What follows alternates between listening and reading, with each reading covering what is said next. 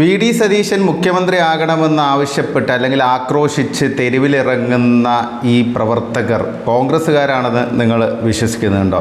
സാക്ഷാൽ ഉമ്മൻചാണ്ടിയുടെ ചിത്രമുള്ള ഫ്ലെക്സ് വരെ കീറിയെറിയാൻ സാധാരണഗതിയിൽ ഒരു കോൺഗ്രസ്സുകാരന് സാധിക്കില്ല. അതിപ്പോൾ ഏത് ഗ്രൂപ്പിൽപ്പെട്ട ആളാണെങ്കിലും ജാതി മതത്തിന് അതീതമായിട്ട് ഉമ്മൻചാണ്ടി അങ്ങനെയാണ് കോൺഗ്രസ്സുകാർ കാണുന്നത്. കോൺഗ്രസ്സിന് പുറത്തും അദ്ദേഹത്തിന് ആ രീതിയിലുള്ളൊരു സ്വീകാര്യതയുണ്ട്. അപ്പം അങ്ങനെ ഉമ്മൻചാണ്ടിയുടെ ഫ്ലെക്സ് വരെ കീറേണ്ട ഒരു സാഹചര്യം ആർക്കാണ് ഉണ്ടാകുക? അതുകൂടാതെ തന്നെ കെ സി വേണുഗോപാൽ പാർട്ടിയുടെ സംഘടനാ ജനറൽ സെക്രട്ടറിയാണ്, ദേശീയ ജനറൽ സെക്രട്ടറിയാണ്, എന്തായാലും പ്രമുഖ നേതാവാണ്. അപ്പോൾ അദ്ദേഹത്തിൻ്റെ ഫ്ലെക്സുകൾ വ്യാപകമായിട്ട് കീറുന്നു. KPCC പ്രസിഡന്റ് സണ്ണി ജോസഫ് ഡൽഹിയിലെത്തിയപ്പോൾ കൂവി വിളിച്ച് വരവേൽക്കുന്നു, അധിക്ഷേപിക്കുന്നു, ആക്രോശിക്കുന്നു. അതായത് തങ്ങൾ ഉദ്ദേശിക്കുന്ന രീതിയിലല്ലാത്ത കാര്യങ്ങൾ നടപ്പാക്കേണ്ടതില്ല, തങ്ങൾ ഉദ്ദേശിക്കുന്ന ആൾ തന്നെ മുഖ്യമന്ത്രിയാകണം, അല്ലെങ്കിൽ ഞങ്ങളത് അനുവദിക്കില്ല. തികഞ്ഞ ജനാധിപത്യ വിരുദ്ധത ആണ് നമുക്ക് കഴിഞ്ഞ 2-3 ദിവസമായിട്ട് ഇപ്പം കേരളത്തിൻ്റെ തെരുവോരങ്ങളിൽ കാണാൻ സാധിക്കുന്നത്. അപ്പോൾ ഇതിന് പിന്നിൽ ആരാണെന്നുള്ളത് ഒരു വലിയ ചോദ്യമാണ്. പ്രത്യേകിച്ച് പറയേണ്ട ആവശ്യമൊന്നുമില്ല, നമുക്കറിയാം ആരാണ് ഇതിന് പിന്നിൽ എന്നുള്ളത്. കാരണം ഇതിന് പിന്നിൽ പൊളിറ്റിക്കൽ ഇസ്ലാമിസ്റ്റുകൾ തന്നെയാണ്, അതിലൊരു സംശയം വേണ്ട. കാരണം അവരുടെ സോഷ്യൽ മീഡിയ പ്രൊഫൈലുകൾ നോക്കിയാൽ തന്നെ നമുക്ക് മനസ്സിലാക്കാൻ സാധിക്കും. അതായത് തെരുവിൽ കലാപത്തിന് ആഹ്വാനം ചെയ്യുകയാണ് പല ജമാഅത്ത് ഇസ്ലാമിയുടെയും. പിന്നെ അതുകൂടാതെ ഇത്തരം പൊളിറ്റിക്കൽ ഇസ്ലാമിസ്റ്റുകളായുള്ള ആളുകളൊക്കെ തെരുവിൽ കലാപമാണ് ആഹ്വാനം ചെയ്യുന്നത്. അതായത് ഈ ജമാഅത്ത് ഇസ്ലാമിൻ്റെ ഷൂറ അംഗവും അതുകൂടാതെ മീഡിയ വണ്ണിൻ്റെ ഡയറക്ടറൊക്കെ ആയ ഡോക്ടർ അബ്ദുൽ സമദ് അഹമ്മദ് ഓപ്പണായിട്ടൊരു പോസ്റ്റ് തന്നെ ഇട്ടു.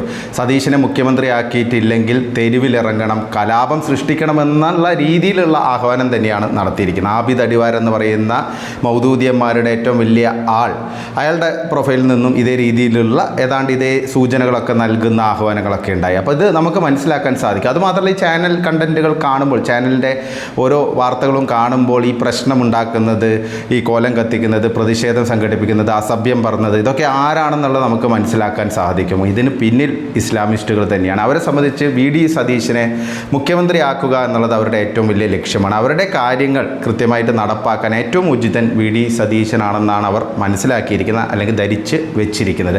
സതീശൻ്റെ ഭാഗത്തു നിന്നും അതിനനുസരിച്ചുള്ള ഒരുപാട് കമൻറ്റുകൾ ഇലക്ഷന് മുമ്പ് വന്നിരുന്നു. നമുക്കറിയാം, ജമാഅത്ത് ഇസ്ലാമി പോലുള്ള മതരാഷ്ട്രവാദം മുന്നോട്ട് വെക്കുന്ന അത്യന്തം അപകടകരമായ ആശയം മുൻനിർത്തി പ്രവർത്തിക്കുന്ന ഒരു സംഘടനയെ വെളുപ്പിച്ച വ്യക്തിയാണ് വി ഡി സതീശൻ. ജമാഅത്ത് ഇസ്ലാമിക്ക് ഇപ്പോൾ വർഗീയതയില്ല, അവർക്ക് മതരാഷ്ട്രവാദമില്ലെന്ന് ഒരു തെളിവുമില്ലാതെ, തികച്ചും ആധികാരികമല്ലാതെ പ്രസ്താവന നടത്തിയ ഒരു വ്യക്തിയാണ് നമ്മുടെ മുൻ പ്രതിപക്ഷ നേതാവാണ്. ഇനിയിപ്പോൾ എന്താണെന്ന് അറിയില്ല, മുഖ്യമന്ത്രിയാണെങ്കിൽ മുഖ്യമന്ത്രി.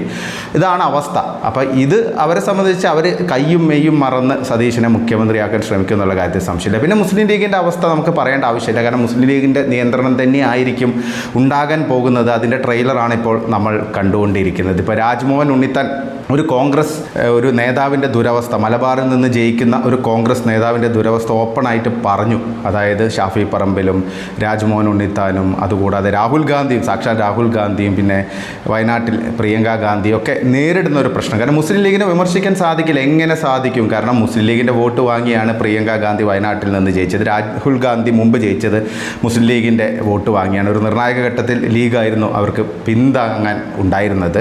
അതുകൂടാതെ രാജ്മോഹൻ ഉണ്ണിത്താൻ്റെ അവസ്ഥ നമുക്കറിയാം. കാസർഗോഡ് MP ആയതിനു ശേഷം അദ്ദേഹത്തിൻ്റെ പൊട്ടുവരെ മാഞ്ഞ ഒരു സാഹചര്യമുണ്ടായി. അപ്പോൾ ഇതാണ് കേരളത്തിൻ്റെ ഒരു വർത്തമാനകാല സാഹചര്യം. അത്യന്തം അപകടകരമായ ഒരു ഗെയിമാണ് ഇപ്പോൾ നടന്നുകൊണ്ടിരിക്കുന്നത്. ഇതൊരു ടെസ്റ്റ് ഡോസ് ആണെന്ന് പറയേണ്ടി വരും. ഇപ്പോൾ ഈ ഇലക്ഷന് ശേഷം തന്നെ ഇത്രയും വലിയ വിജയം UDF നേടിക്കൊടുത്തതിൽ പല ഫാക്ടേഴ്സ് ഉണ്ട്. സ്വാഭാവികമായിട്ട് മുസ്ലിം ഏകോപനം ഉണ്ടായിട്ടുണ്ട്. മുസ്ലിം വോട്ട് ബാങ്ക് കൃത്യമായി തന്നെ UDF അനുകൂലമായിട്ട് വോട്ട് ചെയ്തു എന്നുള്ളതൊരു വസ്തുത തന്നെയാണ്. ജമാഅത്ത് ഇസ്ലാമി പോലത്തെ സംഘടനകൾ അഹോരാത്രം പണിയെടുത്തിട്ടുണ്ട്, മുസ്ലിം ലീഗിൻ്റെ പ്രവർത്തകർ, ഇതൊക്കെ ഒരു ഫാക്ടറാണ്. പക്ഷെ അതുകൊണ്ട് മാത്രമല്ല ഈ ഒരു വലിയ ഭൂരിപക്ഷത്തിന് UDF വിജയിക്കാൻ കാരണം ഭരണവിരുദ്ധ വികാരം അത്രയും ശക്തമായിരുന്നു. പിണറായി വിജയനെതിരെയുള്ള വികാരം അതായിരുന്നു ഏറ്റവും പ്രധാനപ്പെട്ട ഒരു ഫാക്ടർ.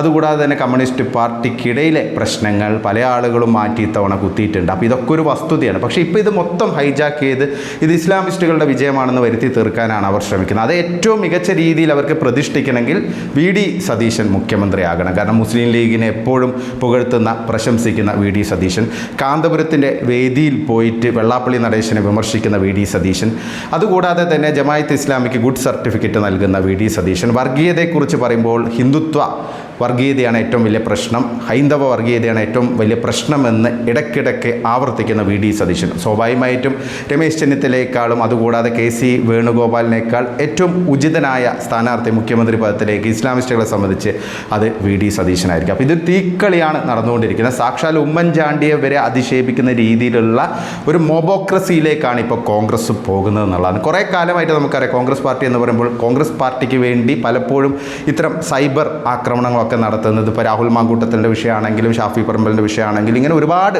സംഭവങ്ങൾ ഈ സമയത്തൊക്കെ ഈ സൈബർ ആക്രമണം നടത്തുന്നതും വളരെ അശ്ലീലമായ രീതിയിൽ ആക്രമിക്കുന്നതും എതിരാളികളെ ഇല്ലാതാക്കുന്നതും ഒക്കെ ഈ പറയുന്ന വെട്ടുക്കിളി കൂട്ടമാണ്. അതിന് പിന്നിൽ ജമായത്ത് ഇസ്ലാമി, SDPI, മുസ്ലിം ലീഗ് ഇത്തരം സംഘടനകളാണ്. അവർ എല്ലാം കൂടി ഒരുമിച്ചാണ് ഇത്തരം സംഭവങ്ങളൊക്കെ ആസൂത്രണം ചെയ്യുന്നത്. ഇപ്പോൾ ഈ പ്രതിഷേധമൊക്കെ സംഘടിപ്പിക്കുന്നത് കോൺഗ്രസ് പ്രവർത്തകരല്ല, ഇതിൽ ബഹുഭൂരിഭാഗവും കോൺഗ്രസ് പ്രവർത്തകരല്ല എന്ന് തന്നെ നമ്മൾ കാണേണ്ടി വരും. ചില ആളുകളൊക്കെ ഉണ്ടാവും കോൺഗ്രസ് പാർട്ടിയിൽ നുഴഞ്ഞു കയറി, പക്ഷേ ബഹുഭൂരിഭാഗം ആളുകളും മുസ്ലിം ലീഗിൻ്റെയും ഇതുപോലെയുള്ള ജമായത്ത് ഇസ്ലാമി ഉൾപ്പെടെയുള്ള സംഘടനകളുടെയൊക്കെ പ്രവർത്തകരാണെന്ന് ഊഹിക്കാൻ വലിയ ബുദ്ധിമുട്ടൊന്നുമില്ല. അപ്പോൾ ഈ ഒരു സാഹചര്യത്തിൽ കോൺഗ്രസ് പാർട്ടി എത്രയും വേഗം ഇത്തരം ആളുകളെ തള്ളിപ്പറഞ്ഞില്ലെങ്കിൽ തൃണമൂൽ കോൺഗ്രസിൻ്റെയൊക്കെ ഒരു അവസ്ഥ അധികം വൈകാതെ കോൺഗ്രസിനും വരും കേരളത്തിൽ എന്നുള്ള കാര്യത്തിൽ സംശയമില്ല. കാരണം മമതാ ബാനർജിയൊക്കെ ആ രീതിയിലാണ് ഒരു കാലത്ത് ഈ പറയുന്ന ജിഹാദി എലമെൻസിനെയൊക്കെ സപ്പോർട്ട് ചെയ്തത്, ഇത്തരം പൊളിറ്റിക്കൽ ഇസ്ലാമിസ്റ്റുകളെയൊക്കെ സപ്പോർട്ട് ചെയ്തത്. ഒടുവിൽ എന്താണ് സംഭവിച്ചതെന്നുള്ളത് നമുക്ക് മുമ്പിൽ ഇപ്പോൾ നിൽക്കുന്നുണ്ട്. അപ്പോൾ എന്തായാലും കോൺഗ്രസ് പെട്ടെന്ന് തന്നെ തെറ്റ് തിരുത്തുമെന്നൊന്നും നമ്മൾ പ്രതീക്ഷിക്കുന്നില്ല. കോൺഗ്രസ്സിന് ഒന്നും ചെയ്യാൻ പറ്റാത്ത അവസ്ഥയിലാണ്, അവർ അത്രയും ലോക്ക്ഡ് ആയിപ്പോയി എന്നുള്ളതാണ്